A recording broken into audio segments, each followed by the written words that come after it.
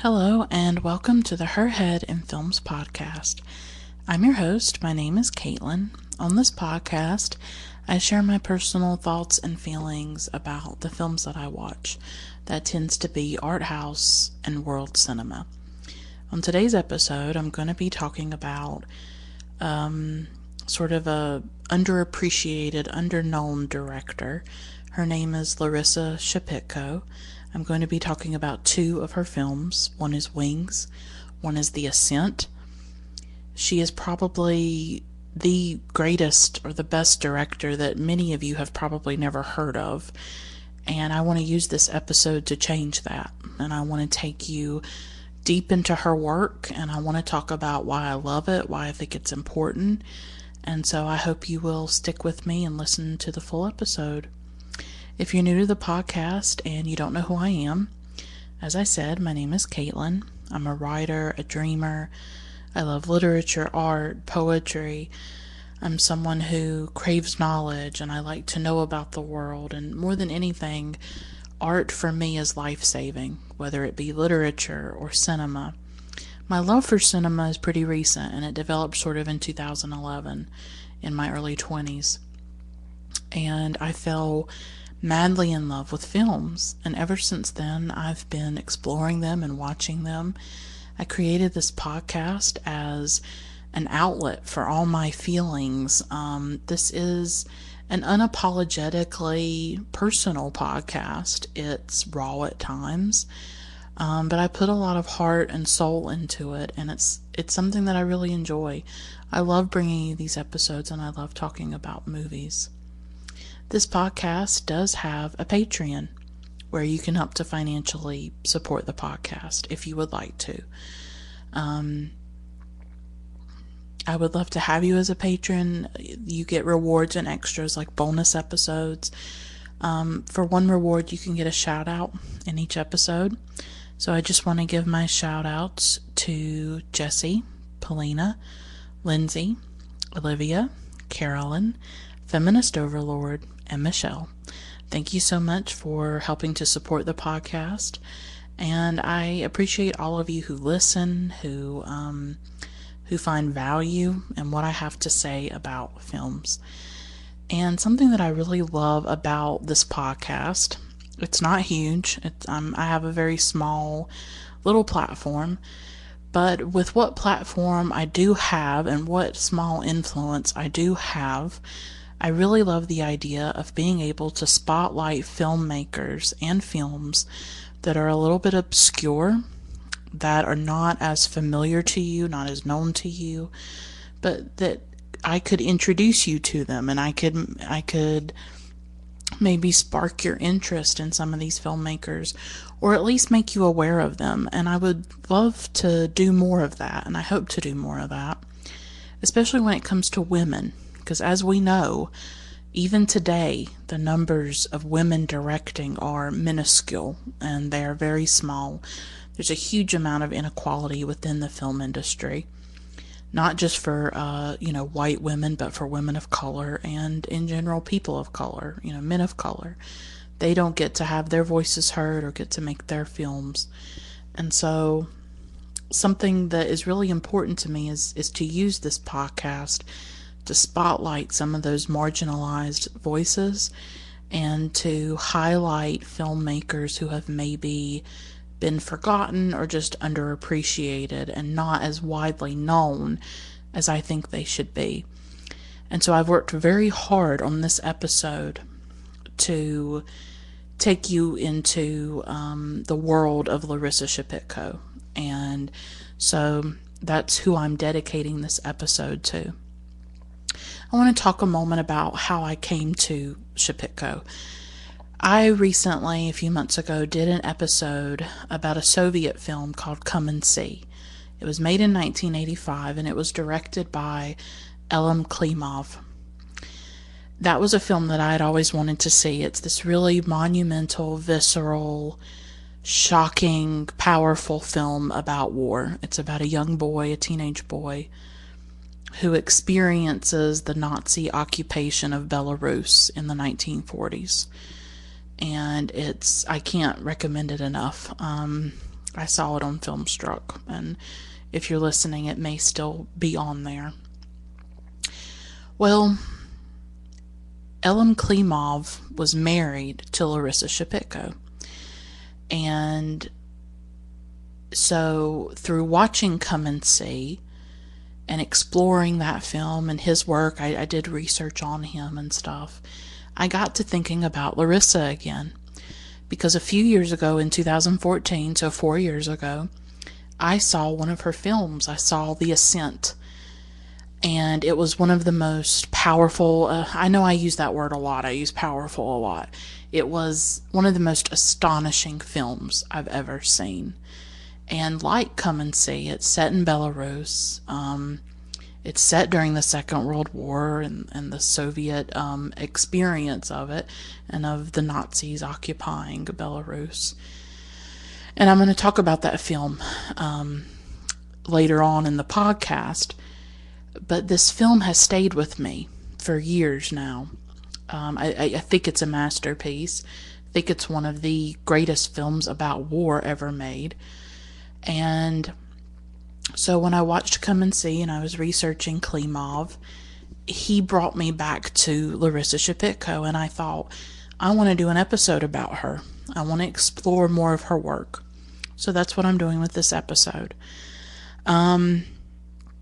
And something else that I want to say before I get into the biographical information and things about her life and her films is that I think an important part of feminism, of my feminism, is to bring up, I don't know what the phrase, bring up the bodies in a way, of all the women of history, the women of the past who have been forgotten, who their lives have not been remembered the way that they should have been. You know, I think of Alice Walker finding the grave of Zora Neale Hurston, for example. And I remember articulating this in a feminism class that I took in college. I went to college from 2010 to 2014, and I double majored. I majored in English, and then I majored in women's and gender studies. And I took this really fascinating class about transnational feminism, I think it was. And I have anxiety issues, and I don't often speak in class. So this was one of the rare moments when I actually spoke in front of the class, or I had something to say, and so maybe that's why it remained so vivid for me. But something that I articulated in that class was that I think an important project of feminism, and this is just one aspect of it, it's not the sole purpose, but it is to save forgotten women artists from oblivion. And I think that is important, you know. I think it's important to keep these women alive. I think it's important to reevaluate their contribution. You know, just imagine if Alice Walker had not, you know, brought Zora Neale Hurston back into our lives. And now, you know, While Their Eyes Were Watching God is, I read that when I was in high school. You know, it's on all kinds of high school and college curriculums. And so that one act of saving Zora Neale Hurston from oblivion in many ways has enriched all of us for the better. There are so many women artists, women filmmakers, women writers, you know, so many out there who have been forgotten or overlooked or neglected.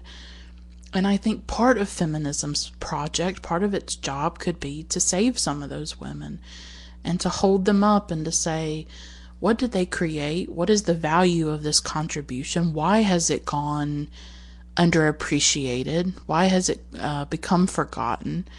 And to force people to reevaluate it, to force people to change the canon. You know, so many of these canons of literature and cinema are just dominated by men, by white men. And so I think it's very important for us to push back and say, what are some other contributions? What are some other texts? What are some other films that were made? And let's look at the value of these, and let's watch them. And so I think Larisa Shepitko is part of that. This is a woman who was profoundly talented and brilliant and intellectual, and she deserves, in film school, she was only a few years, I think, behind Andrei Tarkovsky. Now, of course, Tarkovsky has become, canonized in many ways, and I love Tarkovsky myself, but, the Ascent is tremendous, and this is a monumental, important film. Why are we not talking more about it? Who are the women who are being forgotten? Who are the women who have been buried by time and forgotten by time and erased? And how can we salvage them? How can we bring them back to life in some way?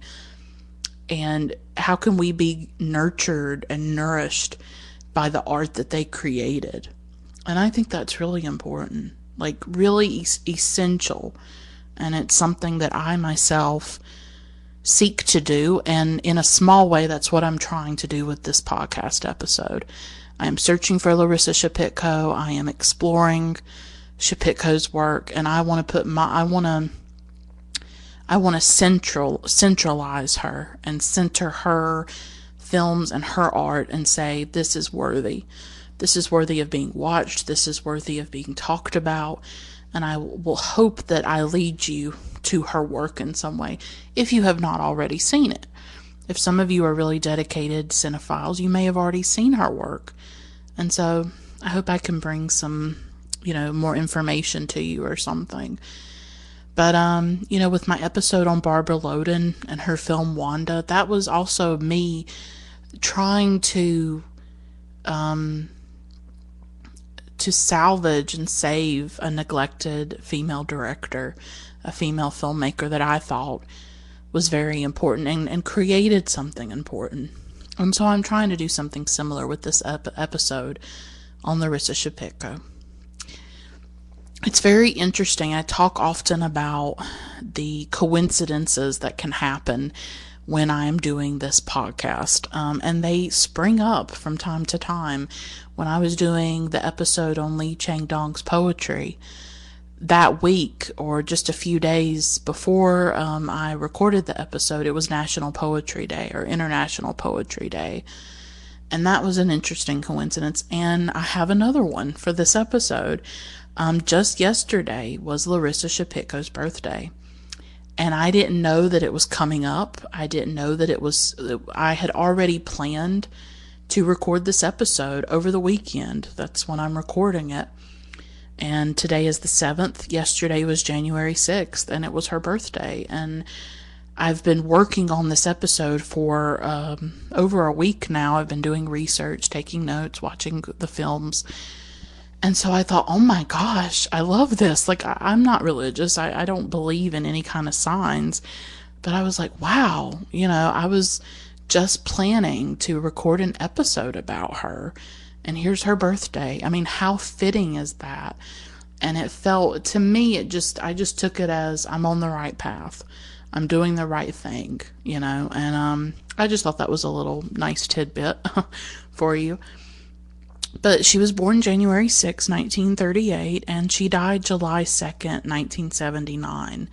The thing about Larisa Shepitko is there is tragedy about her because she was so talented, but she did not create a lot of films. She created very few, and she died in 1979, and she was only 41 years old. She died in a car accident while she was filming what would be her final film, but it was not completed. So The Ascent was actually her last completed film. So there is such a tragic aspect to her that she died young and that she wasn't able to continue making films. Her husband, Elem Klimov, lived much longer, like probably into his 70s or 80s. And she was born in Ukraine. She grew up in a Ukrainian village, and she had a very difficult life. She had 2 siblings. They were all abandoned by their father. And I'm getting this information from a Tablet magazine article about Shepitko. That's my source for this information. At the age of 20, she started studying at the VGIK, which is the Gerasimov Institute of Cinematography. It's a film school in Moscow. Her husband, Elem Klimov, also attended the school, and so did Andrei Tarkovsky, and many other Soviet directors went to this school. She was mentored by Alexander Dovzhenko, and he was a big mentor to her as well. And there's some more information I gleaned. There's not a lot out there about her. That's the thing when you like sort of obscure filmmakers, is that, if you put in Steven Spielberg in the Google search engine, you're going to get all kinds of biographical information about Steven Spielberg. But when you do it for Larisa Shepitko, you're not going to get as much information. I wish I had more about her. But there is a Guardian article, and I will put the link to these articles in the description of the episode so that you can explore it as well. But there's this interesting story in the Guardian that really I find kind of haunting. But it says, and I'm going to quote it here, quote, Larisa was increasingly preoccupied by death.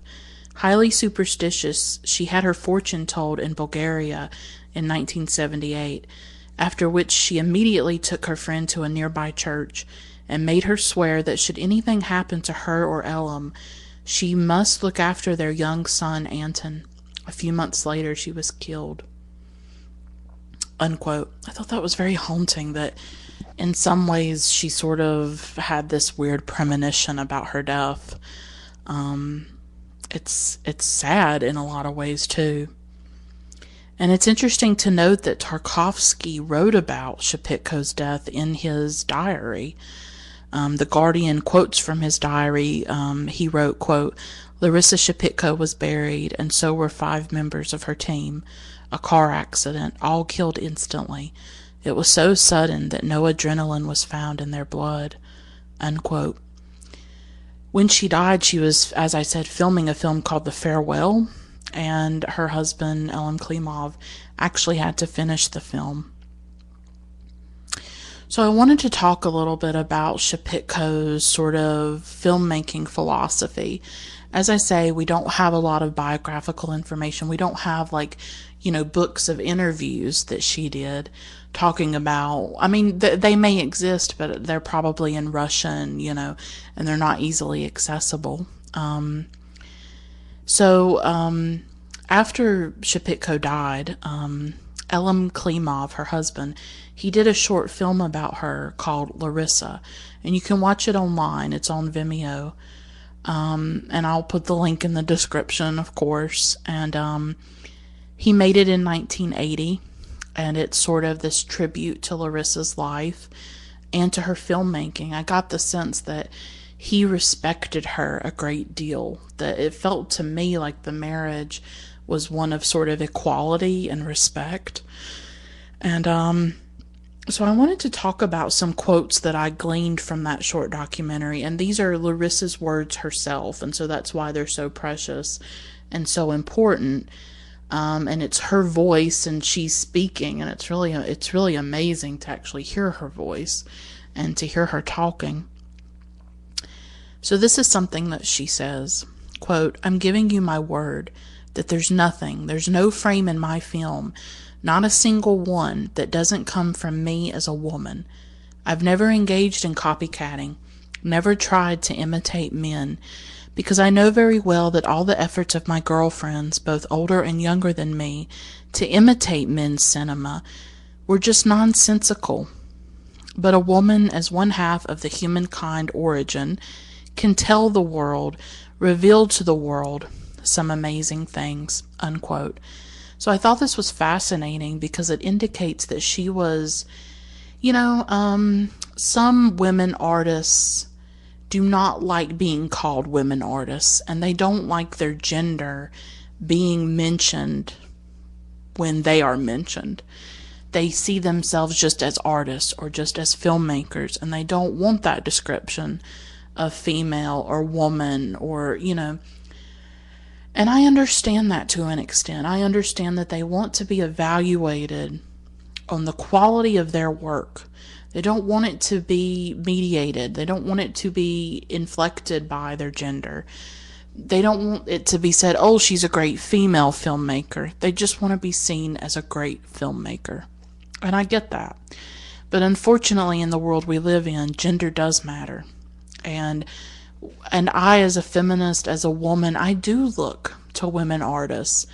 And I guess I do define them by their gender to a certain extent. I am interested in what they have to say about women and gender and society and things like that. I don't see it as a negative to define them as women filmmakers or women artists. And so I really kind of loved that Larisa was not afraid to say, yeah, as a woman, that has affected me as a filmmaker. It has affected the films that I create.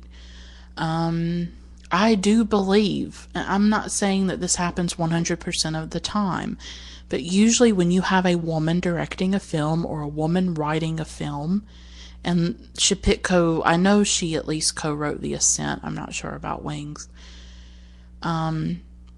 Usually when you have a woman involved either in the directing or the writing, you tend to get women characters that are much more multidimensional and rich and nuanced and complex and authentic. It doesn't happen every time. Doesn't mean just because you're a woman that you can necessarily make great women characters. But I do think that we can look at women filmmakers and evaluate how they portray women and how they represent women. And often we are better for it.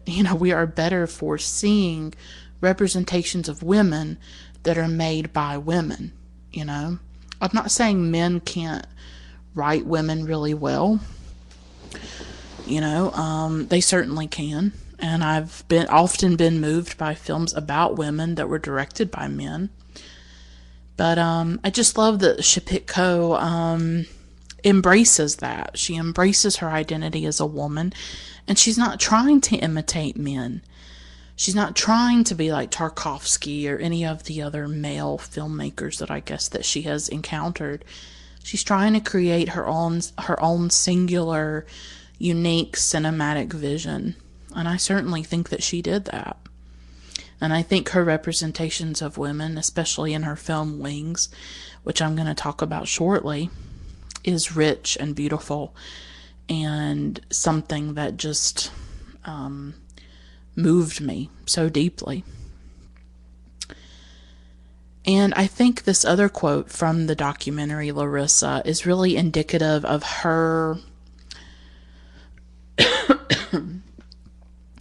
with her maybe cinematic preoccupations and what she was thinking about and her own morality and things like that. So here's the quote. If your life had been enriched with care for another person, then you have already justified your existence. This is evidence of the spiritual life of a person. What are we born into this world for? What will we contribute to this world? How can we make life better? Unquote. So I think in that one quote, you see that Shepitko wants to ask really big questions.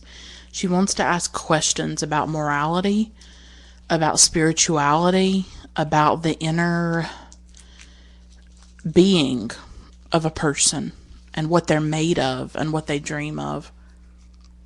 And you see that in her films. You see all of that in her films. And that's such a beautiful quote, I think, because I think all of us wonder about that. What are we born into this world for? What will we contribute to this world? How can we make life better? And that seems to be something that she deeply, deeply cared about. So I'm going to talk about her film called Wings. It was made in 1966. I believe it was her feature film debut, I want to say. Okay, I'm not going to talk about Wings right away. I want to talk a little bit more about the short documentary by Elem Klimov. Sorry about that. And because, I just want to linger on it for a moment. As I said, directed by her husband, Elem Klimov. He made it in 1980. It really is an elegy for Shepitko. It is this document, I think, of mourning, but also of love. You have to remember that every frame that was put together for this film, he put together. It is an act of love. And his documentary about Larisa, I mean, how many films do we have like this? I mean, we rarely have couples who are both directors and who then make films about one another, or that do any kind of mourning for one another through film. It's not something that we come across very often, and that's why I wanted to linger on it. It reminded me a lot of Agnes Varda and some of the work that she has done about her late husband, Jacques Demy. She's actually made several films about Jacques. She did a film called The Universe of Jacques Demy. She did one called Jacques Denon. I don't know if I'm pronouncing that right. I apologize. She did another one called The Young Girls Turn 25, I think, which was about a film that Demy did. She also talks about him at length in The Beaches of Agnes. So Jacques Demy is profoundly woven into the cinema of Agnes Varda. Not into every film, of course, but she does use cinema to mourn him and to talk about him and to, I mean, she did a film about his life during the Second World War when he was a young boy in France. She did a film about his films and his cinema, so she has been really integral, I think, to his legacy and to all of that. But these are very moving films and personal films. And when I was watching Larisa, I thought of that. That was sort of the only other couple, directing couple that I could think of personally, you know, in my own experience of films. And so I thought it was really interesting that Klimov did this film. And he really did it only about a year after Shepitko died. So there's a rawness there, I think, too. And the film opens with all these photos of Shepitko from when she was a baby to her funeral. He took some pictures outside her funeral. And he appears in the film. He shows scenes from her final film farewell that he had to finish. So I just wanted to talk a moment about it. It's beautiful. You can find it online, and I will put a link in the description. It's a powerful document in that it is really an act of love and an act of mourning for Shepitko. And it's actually very precious because, as I said, she's speaking in it. We get to hear some of her philosophy on film, and we also get to see actors that she worked with, and I'll talk about that as I'm talking about the different films and stuff. So it's just this really beautiful elegy to this filmmaker that we lost much too soon. Much too soon. And I'm glad that we have it. And so in the film, he talks about wings, which I'm going to talk about next. And he has this really beautiful quote about it, because Wings is about a woman who was a fighter pilot in the Second World War. And it was made in 1966. So it's made 20 years after the end of the Second World War. And it's about her trying to adjust to her life after the war, you know, and her thinking about her experiences of being a pilot, of being in the sky, of flying, and that's why it's called Wings. So it's this film that, and I'm going to talk in more depth about it in a moment, but it's this film about nostalgia, but it's also about the war, and strangely, her nostalgia for the war, right? I mean, most people would not be nostalgic for that, but being a pilot, I guess, gave her access to a kind of freedom that she did not have before the war. And of Wings, Klimov says, Wings is a film about people scorched by war, about the never-to-be-healed wounds of memory, about the insufferableness of wingless existence." Unquote. Is that not gorgeous? I just thought that was the most beautiful thing. And to talk about wings, I wanted to talk a moment about a book that I read as I was watching the film. It was just a coincidence that I happened to watch them that I happened to experience them at the same time. But I read a book in 2017 called The Unwomanly Face of War, and it's by Nobel laureate Svetlana Alexievich, who is this tremendous writer. She does these oral histories. It was originally published in 1985, and it's about Soviet women in the Second World War. It's about their experiences, and they tell them with their own words, because that's what Alexievich does. She goes, she interviews people, she takes these oral histories, and she puts them together, and she really creates a chorus of voices to tell the story of huge historical events. And she finds the universal within the personal, the universal within the individual, within the small details of everyday life. And nearly 1 million Soviet women participated in the Second World War. It was about 800,000. And as I said, Alexievich looks at history through individual stories. And I love this quote from the book, and it really sums up what she's doing. Quote, "However much I love to look at the sky or the sea, still I'm more fascinated by a grain of sand under a microscope, the world in a single drop, the great and incredible life I discover in it. How can I call the small small and the great great when both are so boundless? I've long ceased to distinguish between them. For me, one human being is so much. There is everything in him. You can get lost." Unquote. In many ways, I think that Shepitko's cinema does something similar. That she is looking at something huge, monumental, through individual personal stories.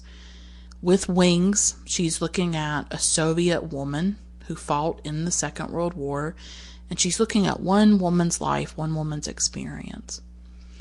In The Ascent, she's looking at two partisans in Belarus who get captured by the Nazis, and about the torture and the suffering that one of them in particular undergoes, but also other people in the film, that speaks to the larger suffering that happened in Belarus and in the Soviet Union. So she takes these monumental stories about war, about fighting in war, and she refracts them and tells them through one particular person or a set of individuals. And therefore she makes history sort of tangible and personal and up close. And I think she was doing something a little bit similar to Alexievich, I guess. And Klimov did the same thing in Come and See with his war film, telling the Nazi occupation of Belarus through a teenage boy.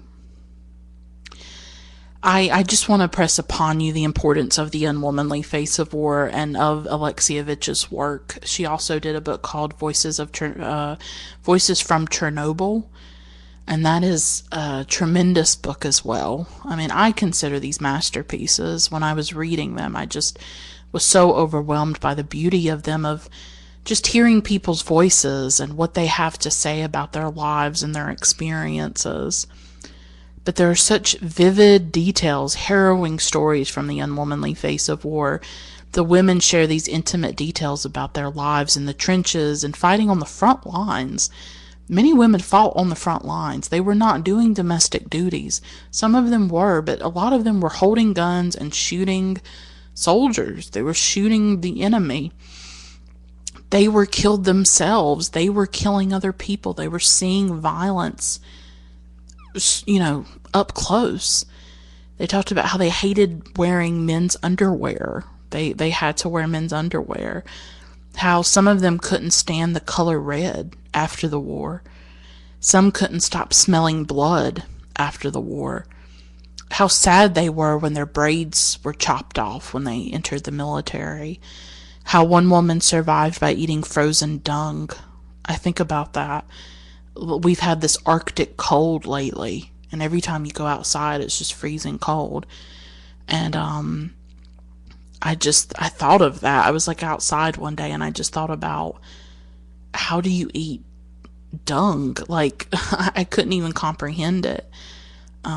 They talk about how they wanted to kill at times because they hated the Germans, they hated the Nazis, and what the Nazis were doing to their people, in those various Soviet countries. And yet how also seeing death and seeing violence was very difficult.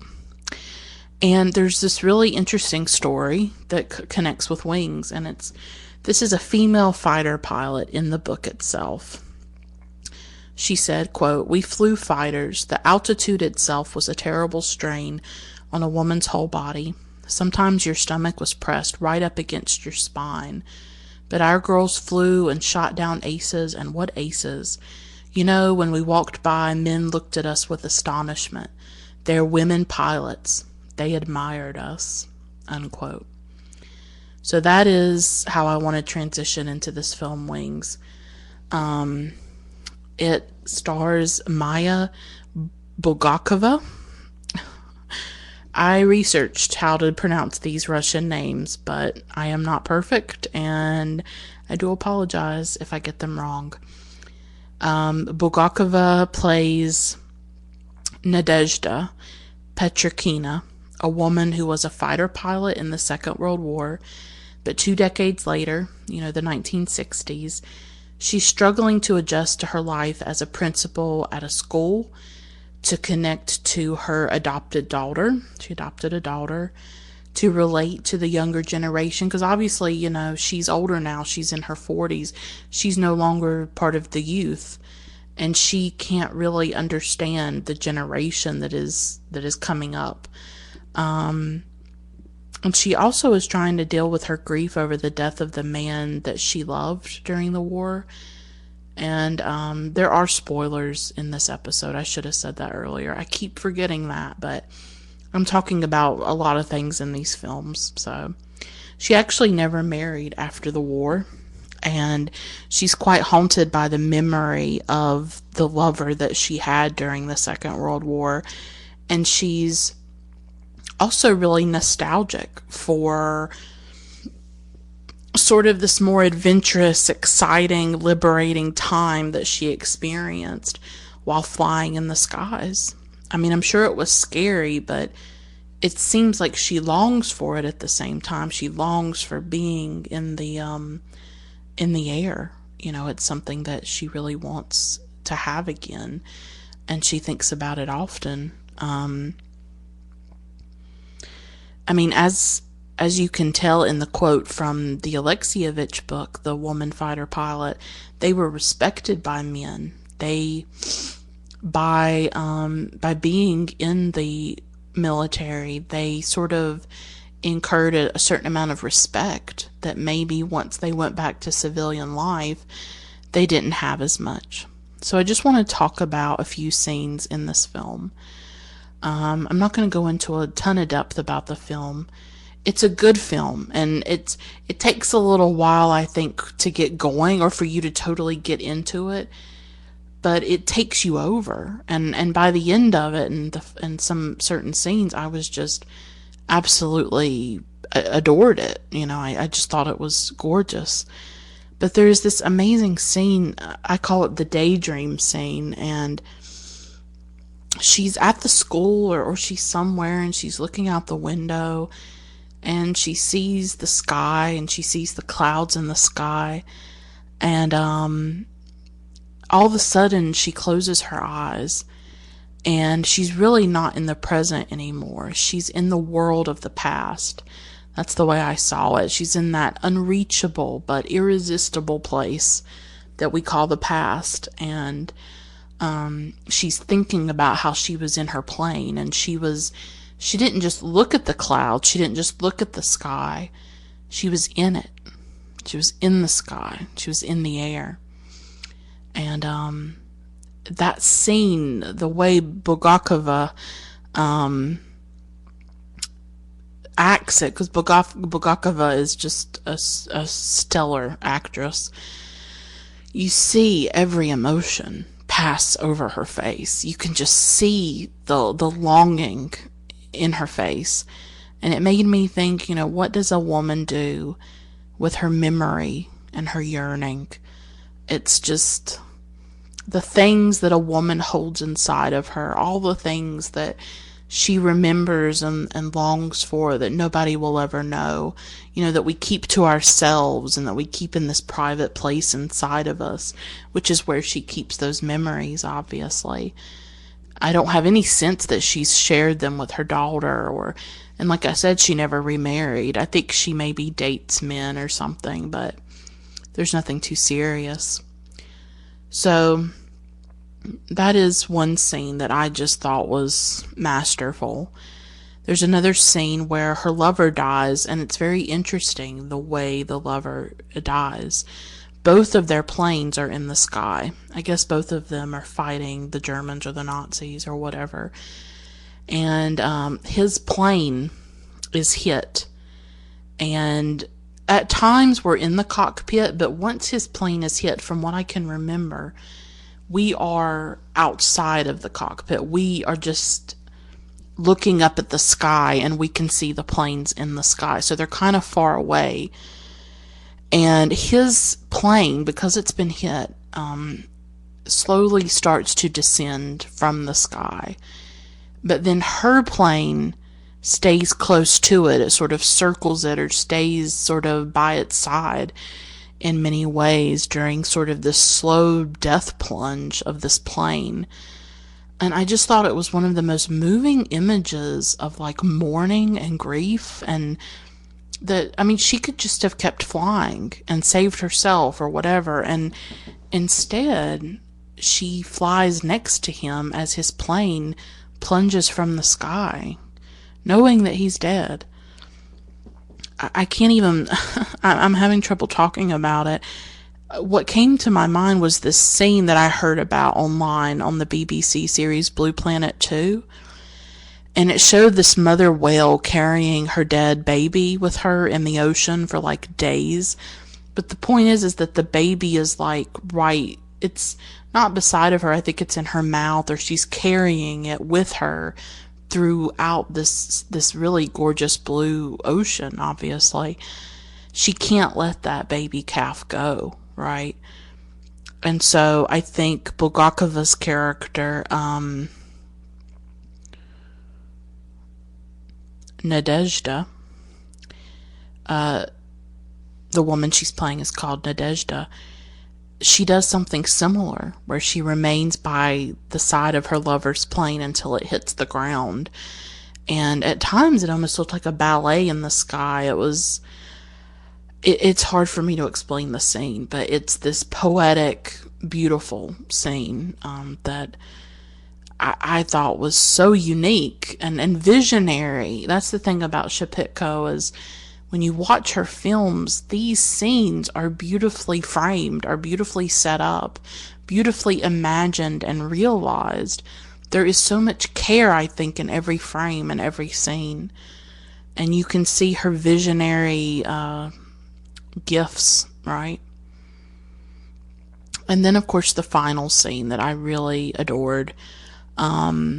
She goes to this place where there's planes, I guess where ordinary people, like an airport or something, where ordinary people can have their little planes or rent little planes, sort of like one-engine planes.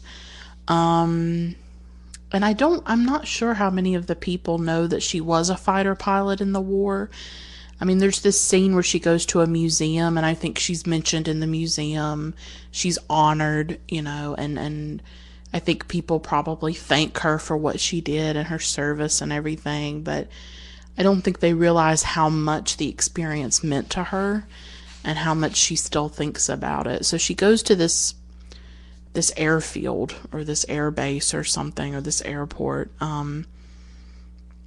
and I'm not sure how, but she ends up in one of the planes. She goes herself to one of the planes, and she goes and she sits in it. She just kind of wants to remember what it was like to be in the cockpit. Well, her students show up.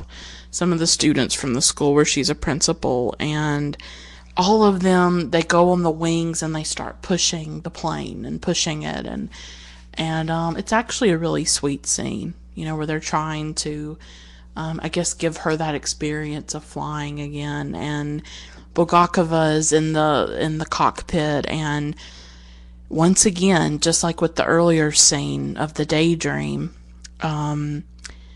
everything is on her face, and her eyes start to glisten, and they start to become very glassy from tears, and her eyes are welling with tears. And it's just this gorgeous scene of, like, I don't even know how to put it into words. It's just when the past, I think, completely takes you over, and you're in touch maybe with some part of yourself that you thought was gone forever. She probably never thought she'd be in a plane again. And here she is in a plane, and she has that again. She has that experience. And she's sick of waiting on these kids. She's sick of letting these kids push the plane. She starts to take off herself. She knows how to do a plane, and so all of a sudden, the propeller on the plane starts to go around, and she takes off. She's out of there. She's going out into the sky. It's just amazing. She just takes action. She's like, I'm flying. And so she goes, and the plane goes up in the sky. It's just so, it's almost whimsical, this scene. There's something like, sort of dreamy about it, or magical, that here she is in the cockpit, and then she just takes the plane, and she takes control over it and takes it into the sky. And it's just, but that scene, that close-up of her face, and this is what you will see time and again in Shepitko cinema, is close-ups. She is profoundly concerned and interested in the human face and what it communicates. And that is what you see in this scene. Bulgakova is saying everything on her face, and all the emotions and all the memories, all the pain, all the longing. It's all right there. And Bulgakova, in the Larisa documentary that I talked about earlier by Elem Klimov, she has some beautiful things to say about Larisa Shepitko, and I wanted to share her quote from the documentary. This was what she had to say about working with Larisa. And Bulgakova was in Farewell. She had been cast again in Farewell, which was Larisa's final film that she died while filming, and so she didn't get to finish it. So Bulgakova says, quote, "I want to make a declaration of love. Love is the only thing that never dies, as there is no death. Perhaps for the first time in my life, I realized that if a person is talented, that person is immortal. And to my last day, I'll be proud of the fact that I acted in Larisa Shepitko's films," unquote. I thought that was one of the most beautiful things one person had said about another. I mean, that is how much Larisa was loved and respected as an artist and as a filmmaker. So I want to go on to the Ascent, which is really by most people considered Shepitko's masterpiece, and that's how I wanted to end the episode, because I want to go much deeper into this film. This is the film that I saw in 2014. Wings I saw just for the first time in late 2017.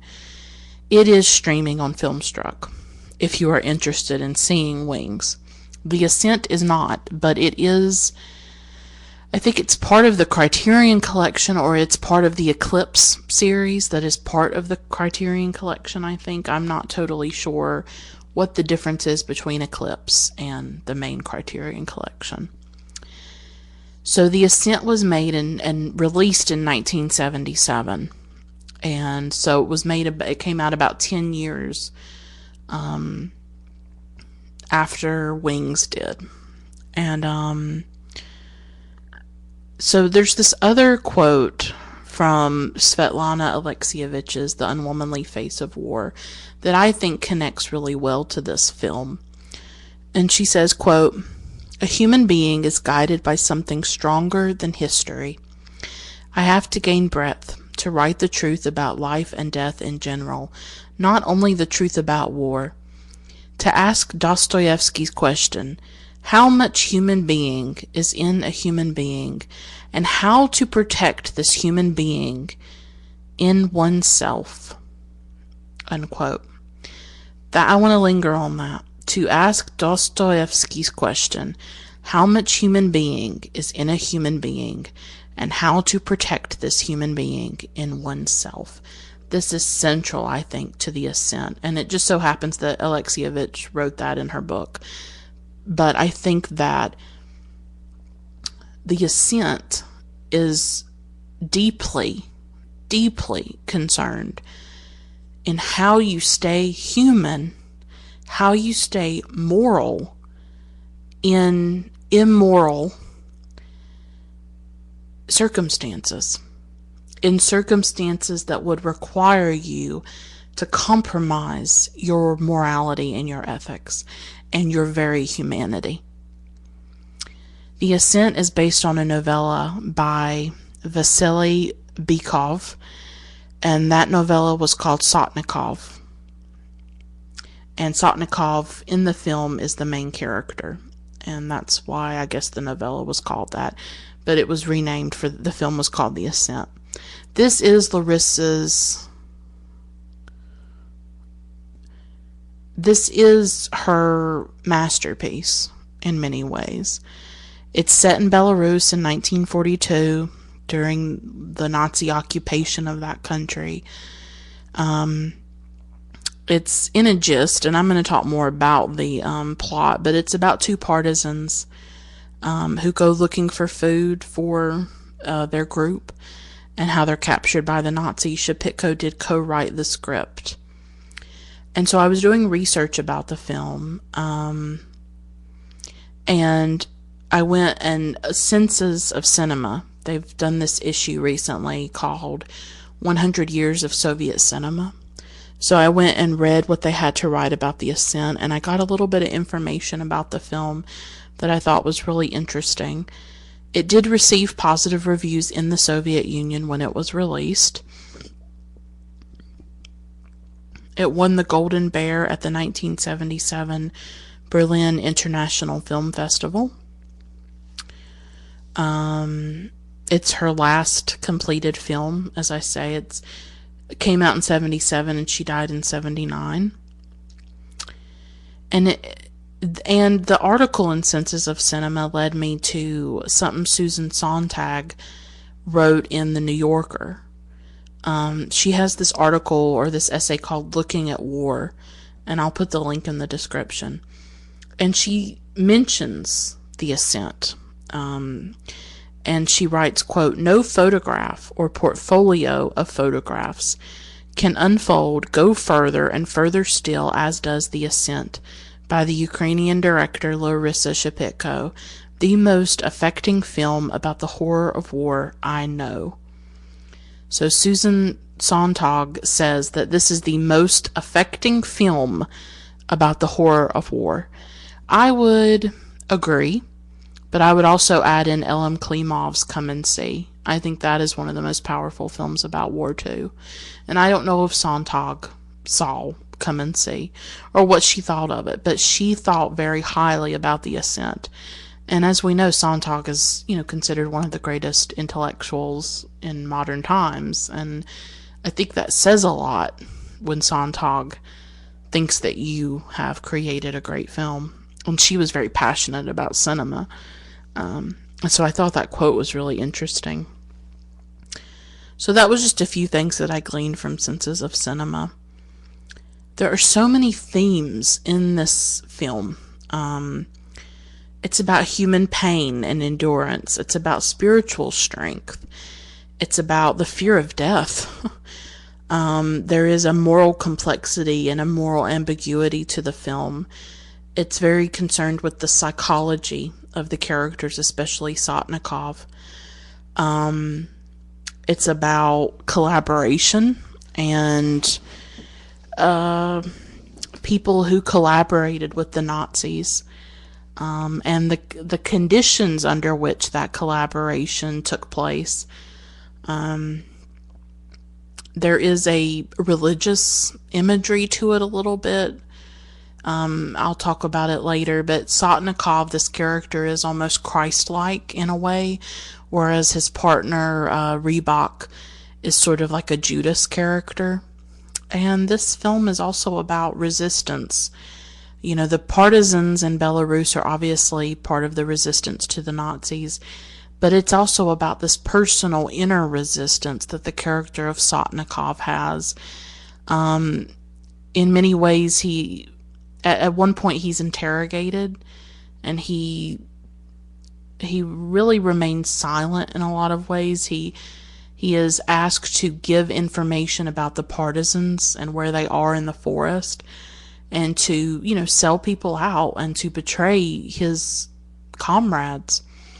But he refuses to do that. And that personal resistance reminded me a bit of a really amazing, phenomenal film by Jean-Pierre Melville from 1949 called Le Silence de la Mer, which I love. It's one of my favorite films about the Second World War. It's amazing. And in that film, a Nazi soldier comes to live. It takes place in France, and he comes to live in this French home with this woman and her father, and he keeps trying to talk to them and to engage with them, and the woman refuses to talk to him, and she really uses her silence as a form of resistance against this German soldier. And I think in some ways Sotnikov does that. So this film opens with snow. That is a huge part of this film. It's a really good film to watch in the wintertime, I think. It's snowy, there's snow everywhere, and it was made in black and white, just like Wings was. And the crispness of the black and white is just beautiful. So we see partisans who are fighting the Nazis. It's in Belarus, 1942. Nazis have occupied Belarus at that point. Many partisans are wounded. They're lying in the snow. They're in the forest. And we see close-ups of their faces. We can see the desperation, the exhaustion, the humanity. And this is a theme or a technique of the film and of Shepitko's cinema, is the close-up. The film is full of close-ups. The close-ups are integral into communicating the inner psychology of the characters. And Shepitko is very interested, as I said earlier, in the human face and in how it conveys emotion. The partisans need food, and so they choose two partisans who are part of the group, a man named Sotnikov and a man named Rybak. Sotnikov is the main character pretty much, and he's played by a man named Boris Plotnikov, who is amazing. Amazing doesn't really say. He is extraordinary in this film with his performance. It is just one of the greatest performances, I think, in cinema history, what he is able to do. This was actually his first film. He's gone on to do many more films, but this was his first one. So, Sotnikov and Rybak are sent to find food. They stop at one house where there's a man, and there's this elderly man, and he's known for collaborating with the Germans. And it's interesting because they insult him, Rybak, does, And then, of course, later Rybak is sort of the Judas, and Rybak is the one who is willing to really sell out in many ways, and to cooperate with the Germans.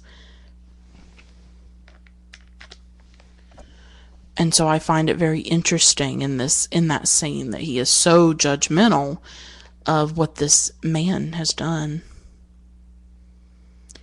But what is powerful about this film and important is that Shepitko herself, and in the film, does not judge as harshly. Or, I mean, I don't know if there's judgment or not. I would say there's not. I would say that the film is looking at the moral complexities and the moral calculus that happens in times of war, where there isn't black and white. And I think she extends humanity to her characters, and she extends compassion, and she gives them an inner life, and she gives them a measure of respect as people. And at one point, they leave that house, and they're really exposed out in the snow. It's just whiteness everywhere, and so they have these dark outfits on, obviously. They stick out like a sore thumb. I mean, they are so vulnerable, and they do attract the attention of some Nazi soldiers who are driving by, I think. Sotnikov gets in this firefight with Nazis. He gets hit. He doesn't want to get captured, and he tries to kill himself, but he isn't able to. Rybak comes, drags him through the snow. They are like crawling in the snow. It's so thick, it's almost like mud in the film. It's just this amazing scene where Rybak is trying to save Sotnikov. And eventually Sotnikov, he's sitting in the snow. They've managed to escape, and he has his back against a tree. And this is the visionary part of Shepitko's cinema, and the way that her scenes are framed and set up is you can see his face through these frozen, snow-covered tree branches. Again, his face is really central to this film. But it's this gorgeous just image, of his face sort of fragmented and fractured through these snake-like, frozen tree branches. They do come upon a house. It's a mother. She has several children. But again, the Nazis show up. The woman hides them. What choice does she have? I thought the film, it doesn't focus on women the way Wings does. I didn't mention that earlier. What I loved about Wings was that it centralized a woman's life, a woman's subjectivity, a woman's inner life, her inner dreams, yearnings, feelings. She did such a great job with that, And to talk about a subject that still doesn't get talked about much in cinema, which is women who fought in the Second World War. There's just not a lot of information about it or a lot of focus about it. We tend to focus on the male experience of war, and what Wings did that was so important, I think, is that it focused on the female experience of war a bit. Although, as I said, the film is set in the 60s, so we don't see much of the war except in those flashbacks. It's more of the memory of the war, the memory of her lover and losing him. It's really the life after war, whereas the Ascent is explicitly about the war itself, although it's not really about battles and military campaigns. Again, it is centralizing the personal, the individual. It's basically about Sotnikov and Rybak. It's these two men and them trying to stay alive. I mean, that is always the central struggle of a war, is to live. That basic human instinct to stay alive, to escape death, to evade death. And that is what they are trying to do. That is what is central for Rybak. Now, Sotnikov is not as scared of death. He is still able, somehow, to think beyond his fear of death and to think of larger things. And I'll talk about that more in a moment. And that's where there's like this spiritual dimension to the film that really echoes what Shepitko spoke about earlier. That she thinks about these things. She thinks about the spiritual dimension of people. Let me find that. That she's interested in, quote, evidence of the spiritual life of a person. So she's interested in those larger questions.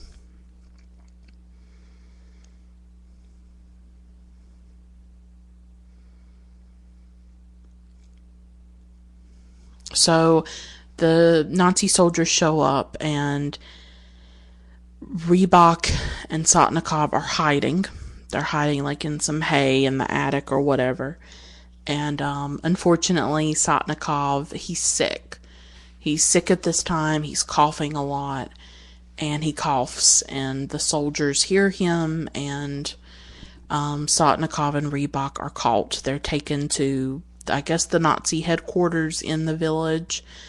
And the woman, the mother, is taken as well, and her children are left alone. I mean, this is the dead of winter, and these little children are just left. I know what I lost my train of thought. I thought this scene in particular with the mother and her children showed some of what women went through in the Second World War. That here is this woman just trying to take care of her children. Her husband's obviously off, probably on the front lines. She is tasked with taking care of herself and taking care of them. But if soldiers come by, be them Soviet, be them German, she has to figure out a way to navigate that interaction. At one point, Rybak is sort of coming on to her sexually. There is the suggestion that he wants to have sex with her, but that is when the soldiers show up and they have to run and hide. So you see the impossible situations that people were put in, that they had to, in order to stay alive, in order to protect your children, you maybe had to make decisions that were morally wrong or morally ambiguous because you're just trying to stay alive.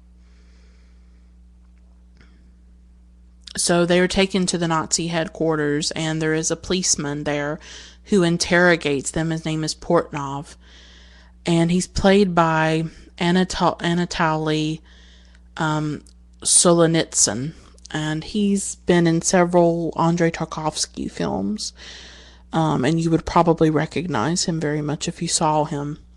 I've seen him in quite a few Tarkovsky films. So Portnov is a very vicious character, and he thinks the woman was colluding with the partisans, but Sotnikov defends her. He doesn't want her to be hurt. But at the same time, he would have to betray the partisans to save himself and to even save her. And he just refuses to betray his men and his comrades.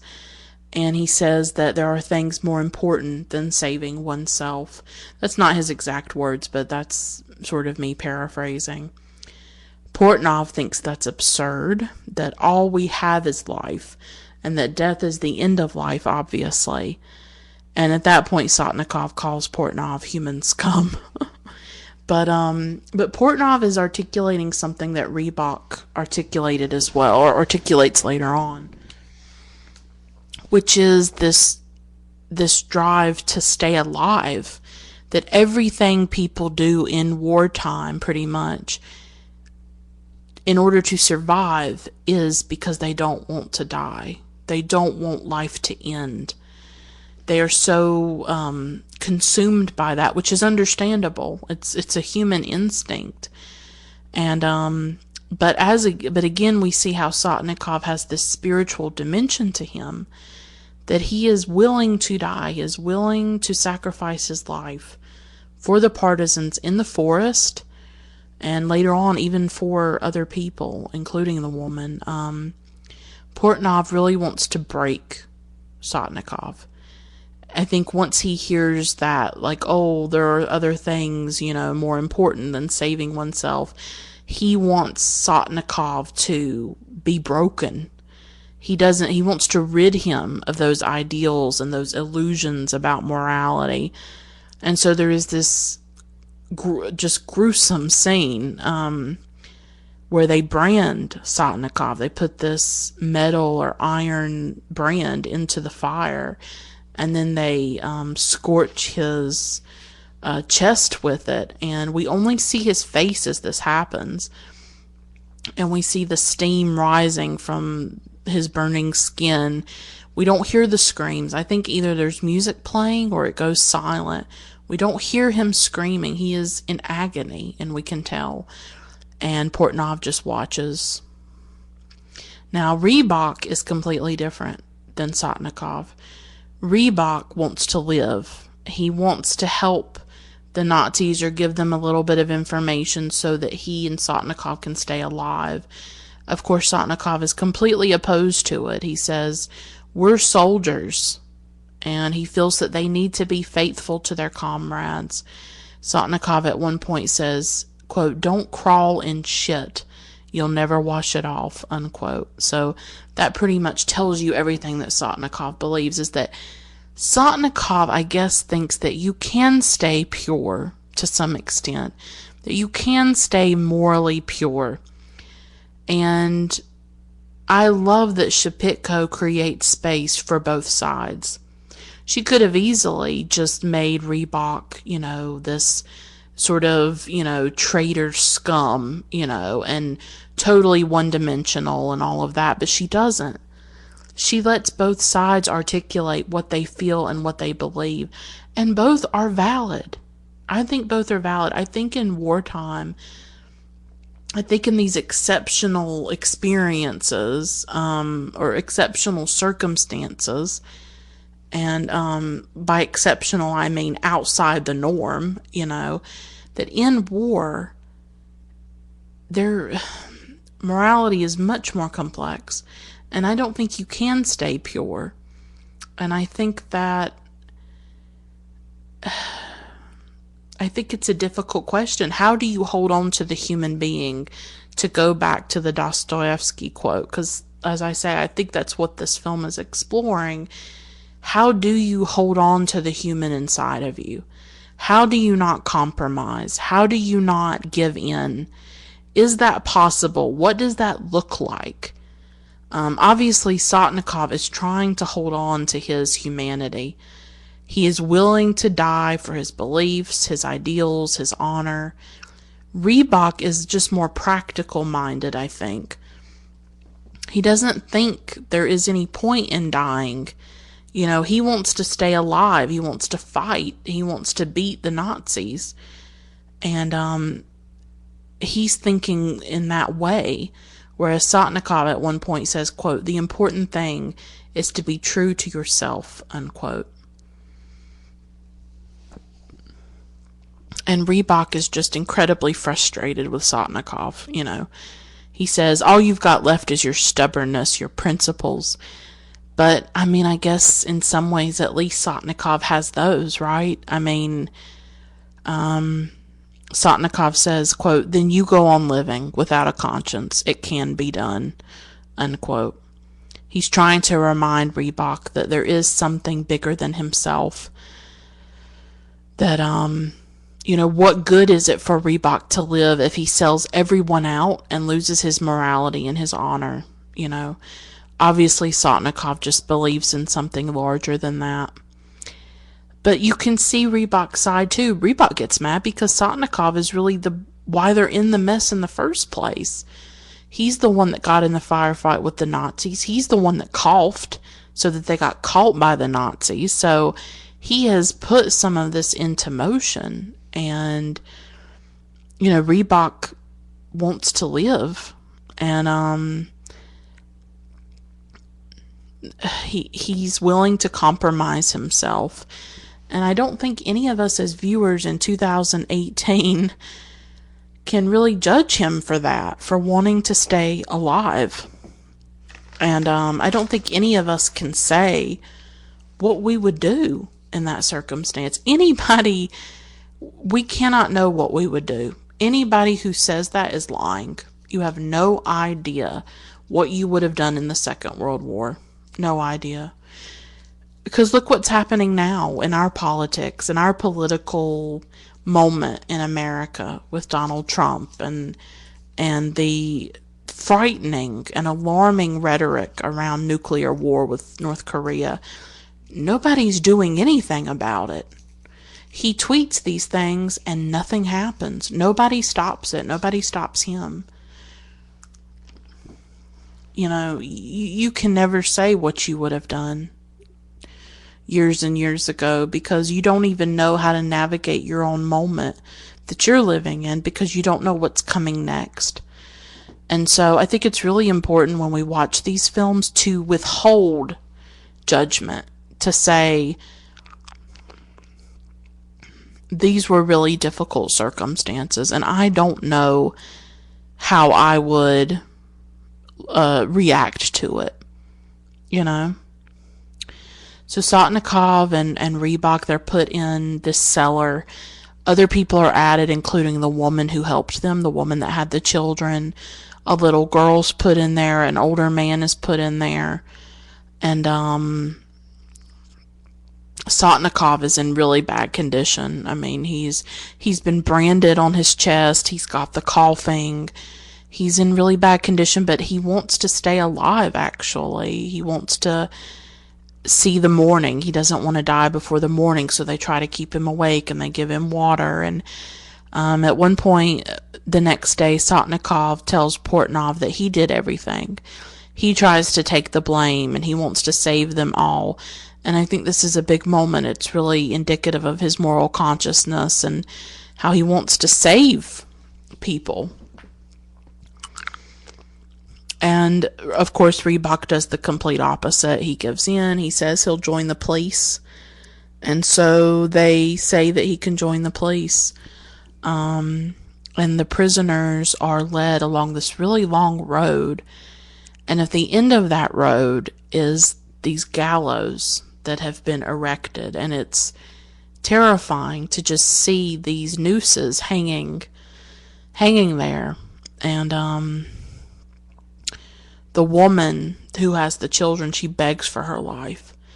And Sotnikov asks for her forgiveness. And again, it's this very powerful scene with these close-ups. And I think Sotnikov feels a certain amount of responsibility. And there is this, and the scene, the next scene is just, it's hard to watch. It's like each person having the noose put around their neck.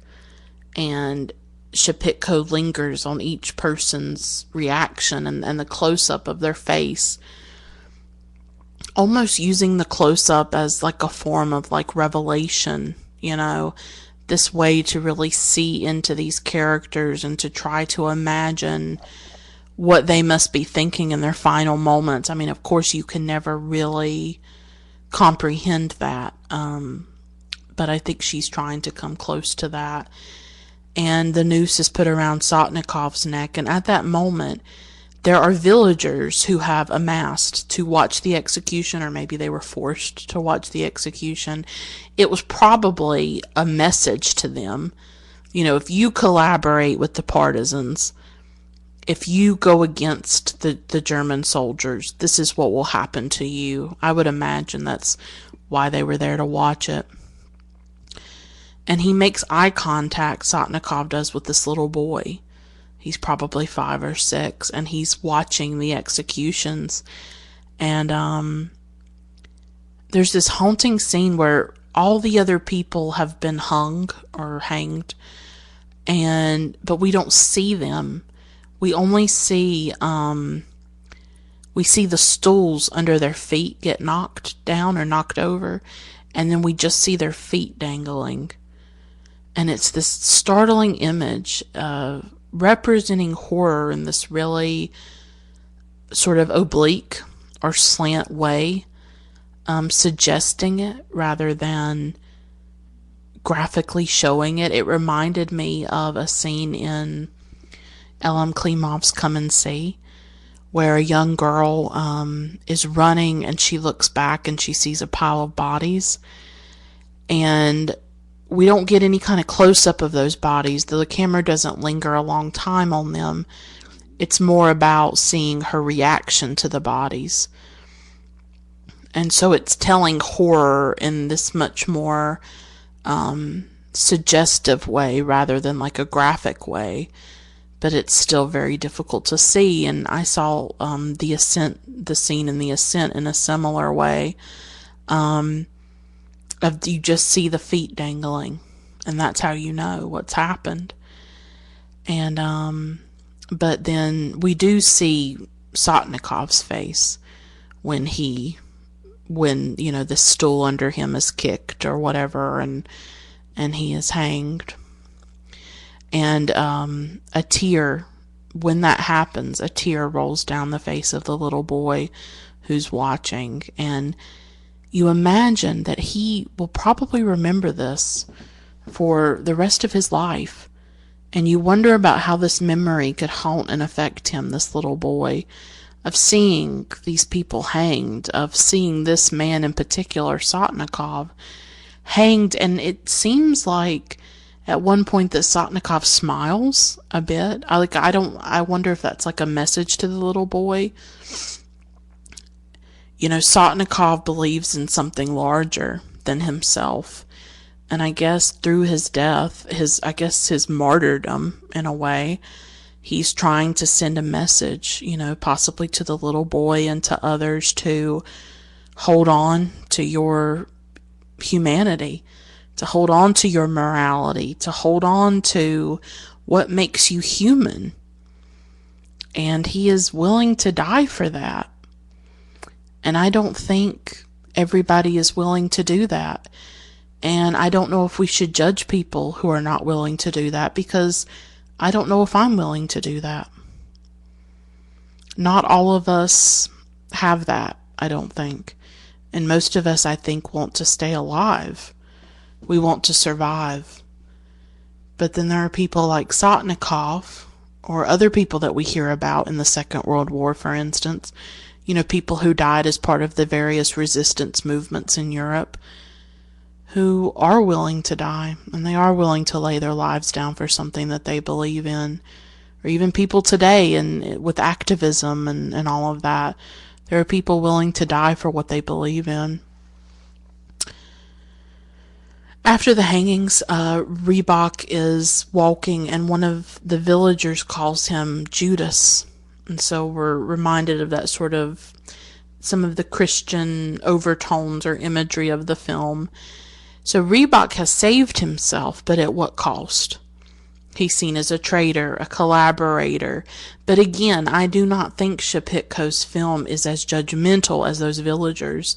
I think she has an understanding, or at least a sympathy, for the complex moral decisions that individuals had to make to survive. And but Rybak at the end, it's ironic because he tries to hang himself. He tries to kill himself. He goes into this outhouse. He wants to hang himself by his belt, and he can't. It won't hold him. His punishment, in a way, is to live, is to have to live with what he's done. I think seeing Sotnikov die profoundly shakes him. It shatters him, I think. And but his punishment is to live with what he's done. And that's what every person after the war, I guess, had to live with, is that if they compromised, if they collaborated, they had good reason to. They wanted to stay alive. They wanted to protect their families. But it does come with a price. That price could be public shaming. Sometimes they were executed, and killed, or just the stain on the person and on their reputation. The final scene of the film is of Rybak crying and breaking down, and I think he feels remorse for what he's done, or for what he felt that he had to do, and he realizes that there really is no way out. He can't kill himself. he just has to live with what has happened and what he has done, and it's just haunting. It's like I say, when I saw it in 2014, I just was absolutely blown away by it and so impressed, and didn't know anything about Larisa Shepitko.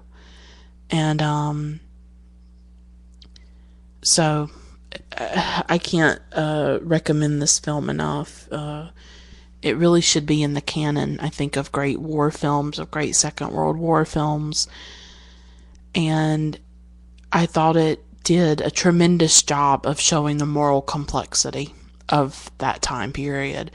And like I said, none of us know what we would do, how we would react. Well, I guess some people like to think they'd be the heroes and they'd be taking in Jewish people and fighting in the resistance. But when it comes to your life, so when it comes to life and death, you don't know what you would do. If you had children, if you were trying to protect your family, if you were trying to protect your own life, you don't know what you would do. Not everybody would be a Sotnikov, But I wouldn't say that the Rybaks of the world are the worst ever, There is compassion for both from Shepitko, and in Shepitko cinema, there is space for both and the in-between, and for the shades of gray and the difficult decisions that people had to make in that time period and throughout life. I think at one time in the Larisa documentary, I didn't write down the quote itself, but I think she talks about how in life we would like to stay pure. We would like to think that we can stay pure, but in many ways we have to compromise, that at every moment we are forced to compromise something about ourselves in order to live in the world. I'm paraphrasing from what I can remember in the documentary, but I think she says something like that. So I think she was very aware of these complexities and that it wasn't black and white. And that's something else that I love about her cinema. And so I think Wings is an amazing film, and I think The Ascent is an exquisite masterpiece. And I would say Wings is very masterful as well. I hope that this episode is helpful or illuminating or inspiring and makes you want to seek her work out. I think she was an extraordinary filmmaker and one of the greatest. I really do. We only really got two feature films, or she may have made a few more feature films, I don't know, but these are the two that are the most available, probably. You just wonder what she could have gone on to create, but I think that she really hit her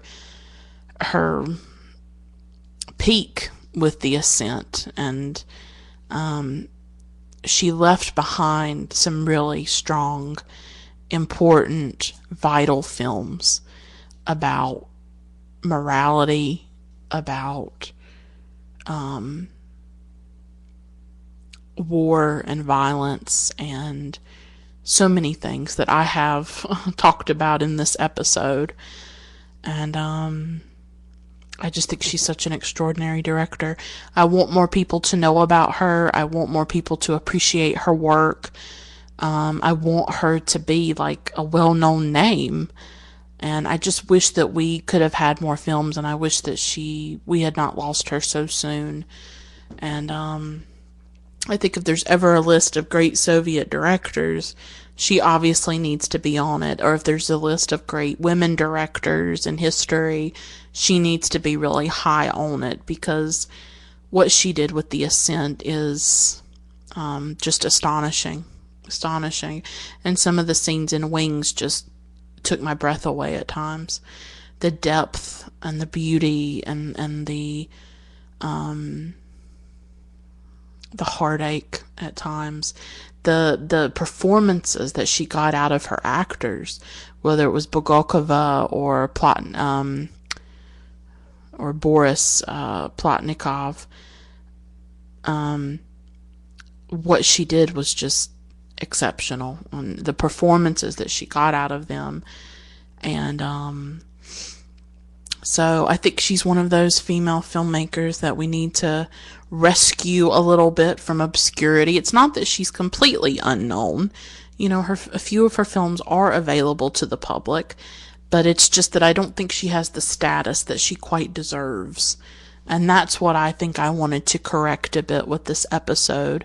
And I wanted to use my platform to celebrate her, to revel in her cinematic gifts and what she gave us. You know, I'm so grateful to all these women artists and what they gave us, but we can't experience it if nobody distributes it, if nobody publishes their books, how can we discover it if it's not known and it's not seen? And so that's what I mean when feminism needs to recover and rescue and salvage these women, is that we need to have their work and preserve their work, preserve their life, you know, have biographies about them, have research about them.